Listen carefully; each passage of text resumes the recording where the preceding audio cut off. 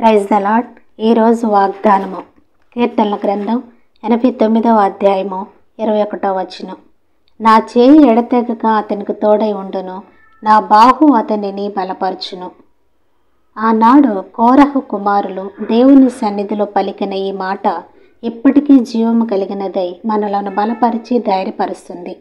దేవుడు ప్రతి ఒక్కరి పట్ల ఒక ప్రణాళికను కలిగి భూమి మీదకు పంపిస్తాడు. ఆ ప్రణాళిక నెరవేర్చడానికి తన బాహువును చాపి ఆయన హస్తాన్ని మనకు తోడుగా ఉంచుతానని వాగ్దానం చేస్తున్నాడు. ఆయన మాట నమ్మదగినది. ఎబ్బేజు తన తల్లికి వేదన పుత్రుడే, కానీ అతను నీ చేయి నాకు తోడుగా ఉండు దయచేయమని ఇశ్రాయేలీల దేవుని ప్రార్థించినప్పుడు తన సహోదరుల కంటే ఘనతను పొందుకున్నాడు. రాజులకు విజయాన్నిచ్చి సాహసకార్యాలు చేస్తూ పడిపోయిన వారిని లేవనెత్తే ఆయన హస్తం ఈరోజు నీకు తోడుగా ఉందని దేవుడు నీతో మాట్లాడుతున్నాడు. తండ్రి అయిన దేవుని పరిశుద్ధ బాహువు ఆయనకు విజయాన్ని ఇచ్చింది. అందుకే ఆయన లోకాన్ని జయించగలిగాడు. మరి ఈ దినాన నీవు ఎబ్బేజు చేసిన ప్రార్థన చేసినట్లయితే నీవు పోరాడుతున్న ప్రతి సమస్యపై విజయాన్ని పొందుకుంటావు.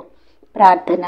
నీ కొరకై నీవు ఏర్పాటు చేసుకున్న నరునికి నీ బాహువు తోడుగా ఉంటుందని సెలవిచ్చిన నా దేవా, ఈ ప్రార్థనలకు ఏకీభవించిన నీ ప్రజలను ఉన్నత స్థలము నుండి నీ చేయి చాపి వారి వేదనను తొలగించుమని వేడుకుంటున్నాను నా పరలోకపు తండ్రి. ఆమేన్. God bless you.